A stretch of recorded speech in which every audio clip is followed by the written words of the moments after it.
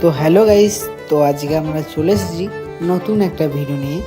তো আপনারা দেখতে থাকুন আমরা কি করে বানাচ্ছি। ভিডিওটা যদি ভালো লাগে অবশ্যই একটা লাইক, একটা কমেন্ট, একটা সাবস্ক্রাইব করে দেবেন। আরও নতুন নতুন ভিডিও পেতে চ্যানেলটিকে ফলো করে রাখুন। তো আজকে আমরা বানাচ্ছি মাশরুম কড়াই। আমরা কি করে বানাচ্ছি আপনারা দেখতে থাকুন।